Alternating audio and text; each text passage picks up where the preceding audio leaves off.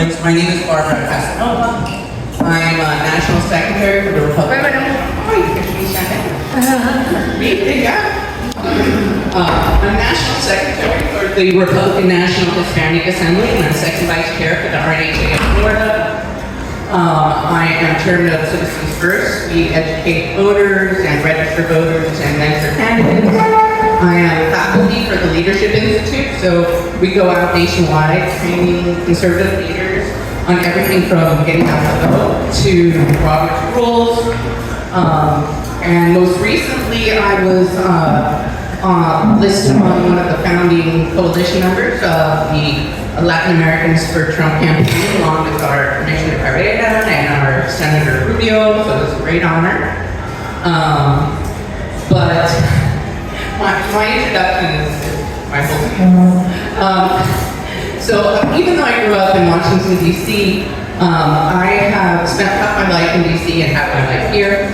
My father was actually chairman of the Republican Executive Committee here in Miami-Dade before Bob Rosasco. And my mother was a journalist with Odebecuea. They're not existent anymore. But I grew up in D.C. because my parents were presidential appointees. So I have been part of the Republican Party my entire life. My first national convention was in 1980. I was 8 years old, and I have attended every national convention until Trump, either as a volunteer because my parents were delegates, as a volunteer for the party, or staffer for a candidate. So it's been a wonderful experience. But when I came back to Miami in 2019 for the last time, and forever, as all of us are, I was really disgusted by the state of politics in Miami. Everything from corruption to lack of transparency, and it was just very, but what really saddened me was what I was seeing at the REC.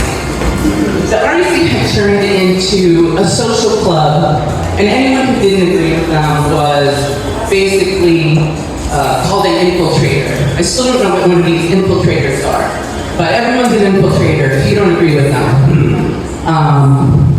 Why do I tell you this? Because one of the reasons that I want to be your state committee person is because, and there are many reasons, I don't have an hour, but one of my primary pillars is transparency and accountability. If you're not intimately familiar with the Republican Party as an organization, as a process, as the inner function, it's very hard for you to be a representative for us at the state and at the national level.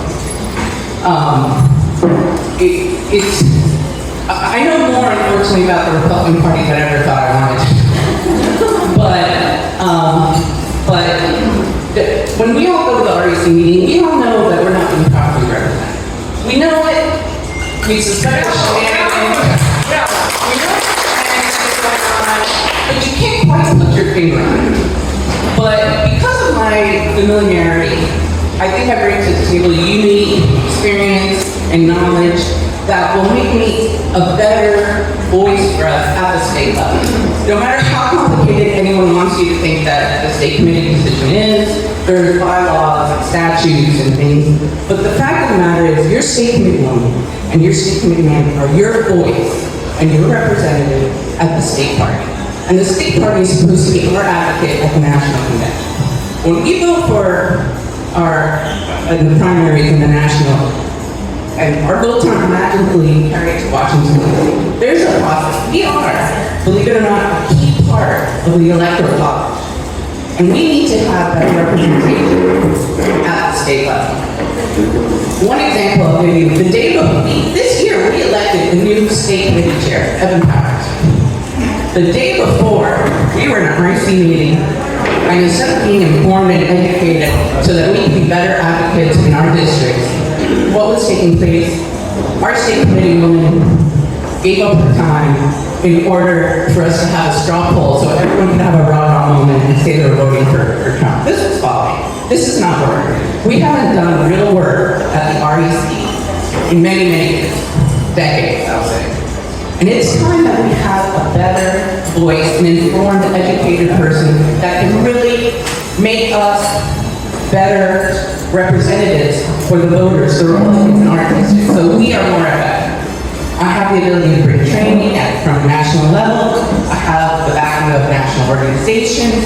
I have experience within the party. I've learned politics from the state, from the top down, which is kind of backwards. But I think I bring a unique experience and knowledge, and I hope that I can count on your support. If you want to know more about my pillars, I ask you to please go to my website. It's Vote Casanova GOP, or send me an email, Barbara@VoteCasanova.GOP, or feel free to reach out to me, pressing at any meeting. And it's a pleasure, it's an honor to be a candidate for y'all, whether I win or lose. It's been a pleasure to work with you all, with Ed and Henry and this committee and other committees. I'm a person of action. My mantra is inspire, change, and lead. I have no tolerance for inaction, and I frankly can stand it. Yes. Yes, pisses me off more than anything, and that was primarily probably led me to run. So thank you so much.